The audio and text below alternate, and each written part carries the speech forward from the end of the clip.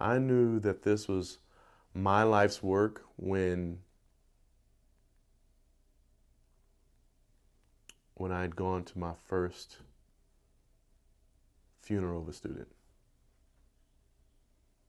That's when I knew. I and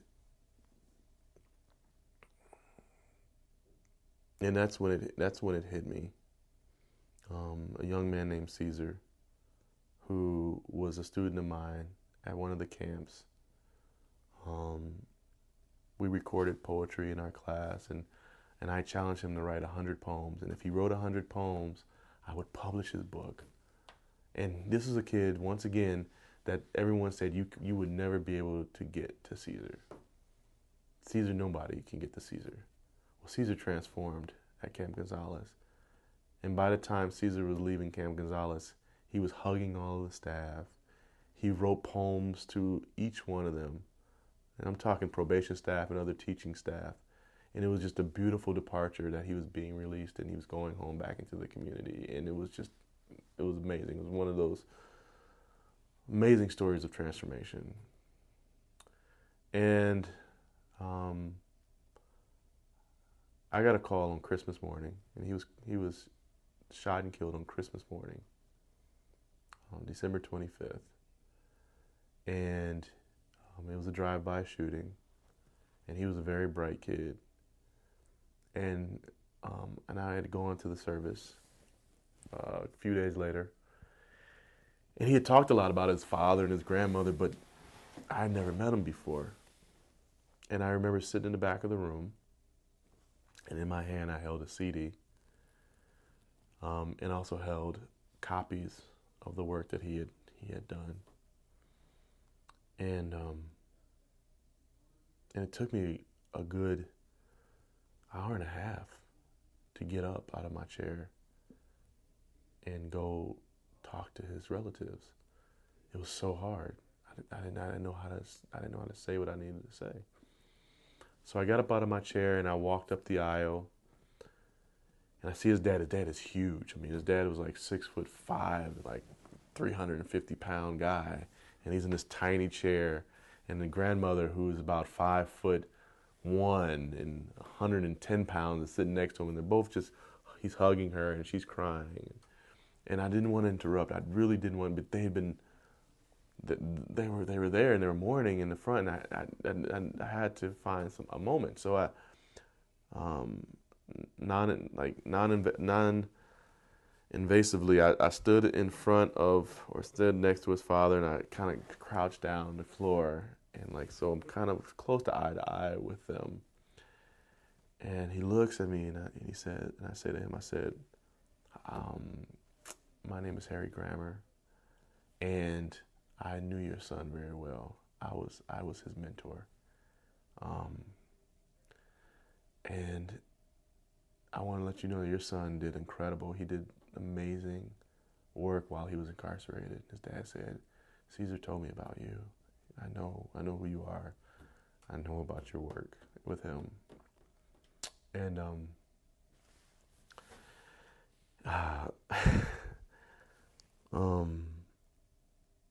I said, "I have something for you. Here's a CD of Cesar's poetry that he wrote in the class. This is his voice. And here's copies of his work." And it was copies of work that his grandmother already had. She had the originals, but I had given them copies anyway. And his dad looks at the CD, and he just starts crying, right? Like this big guy, I mean, he's huge, and he's just crying and holding the CD, and then he grabs me and he hugs me, and he's just holding on to me, and we're both crying. And he wipes his eyes, and he walks over to this boombox that was playing. There were some oldies playing on a boombox in the corner of the room. There weren't any more than 20 or 30 people in this community center room. It wasn't even a church. It was a community center room that they had donated for the funeral. And he puts the CD on, and he presses play, but he didn't tell anyone that he was about to do that. And all of a sudden, Caesar's voice fills up this room. And people were crying, and they didn't know. They were like stunned. They were shocked. They didn't know what to do. All of a sudden, there's Caesar's voice in the room, and he's reciting his poetry. And the poem in the first track of that CD was a poem called Bullet to the Heart. And Bullet to the Heart was a love poem of how a girl broke his heart. But ironically, it was exactly how he died, too. And he, the sound goes off, and in that recitation of that poem,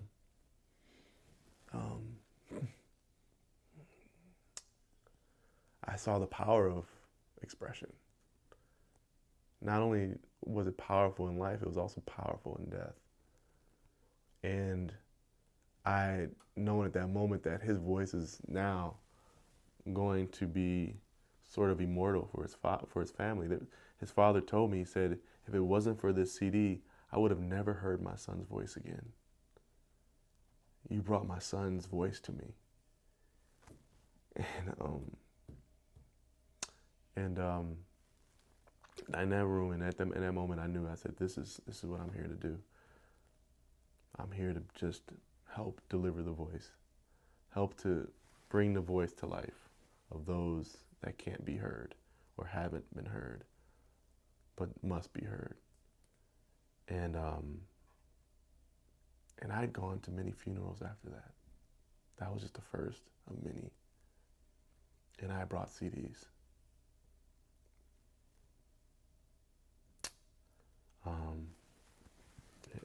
And it was always somewhat of the same response. I would have never heard my son's voice again if it wasn't for this CD. Or, can I have more copies? We all want a CD of his voice. Grandma and cousins and uncles and aunts. So I sat with families afterwards, and they invited me to their home, and we talk about their son or daughter that they had lost, who were always around 17, 18 years old. And the most horrible thing I think I've ever heard in my life, or the hardest thing I think I've ever had to listen to in my life, was the wailing of a mother who has lost a child. And it's hard. That's where the calling came, to do this work and to continue to do this work. And that's where I knew that I'd be doing this work that I'm doing now with the youth for the rest of my life. And that's where it was. And this was in 2009.